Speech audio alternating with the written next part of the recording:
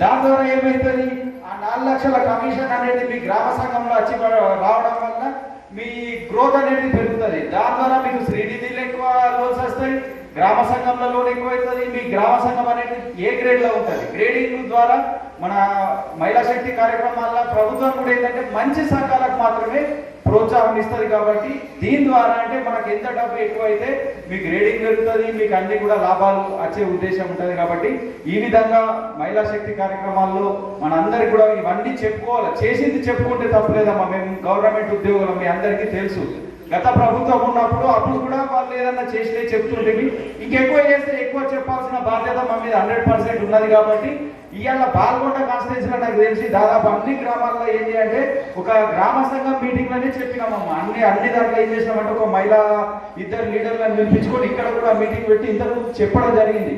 కానీ ఇక్కడ మన పెద్దలు అందరూ కూడా మన మండలం కొంచెం మంచిగా ఇంకా యాక్టివ్గా ఇది కావాలా, పెద్ద ఎత్తున కార్యక్రమాలు చేయాలని చెప్పేసి మా మండల స్థాయి నాయకులు అందరూ కూడా స్వామన్న కావచ్చు, సురేంద్ర కావచ్చు, వీళ్ళందరూ రమేష్ కావచ్చు, వీళ్ళందరూ కూడా కొంచెం పెద్ద ఎత్తున కార్యక్రమాలు చేయాలని చెప్పేసి వాళ్ళు కూడా అంటే మన మహిళలకు సంబంధించి ఏదన్నా వచ్చినప్పుడు మార్కెటింగ్ సెంటర్లు వచ్చినప్పుడు దీనికి ఇక్కడ ఉండాలా, దీనికి ఈడ ఉండాలా, ఇంకా కొన్ని సందర్భాల్లో ఏదన్నా మన మహిళా సంఘం భవనాలకు ఇది ప్రాబ్లం ఉన్నదంటే మన మండల స్థాయి నాయకులు వెంటనే మనకు రెస్పాండ్ అవుతున్నామా మన మహిళల గురించి.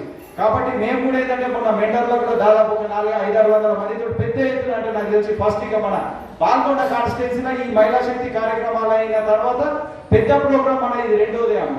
అంటే ఇంత పెద్ద ఎత్తున కార్యక్రమాలు అనేవి వాళ్ళు మనకు సపోర్ట్ ఇస్తారు. కాబట్టి మనం కూడా వాళ్ళకి సపోర్ట్ చేయాలా. మనకి ఇంత ఇప్పుడు జనవరి నుంచి ఇంటర్నెట్నే వడ్డీ లేని రుణాలు వస్తున్నాయి మనకు.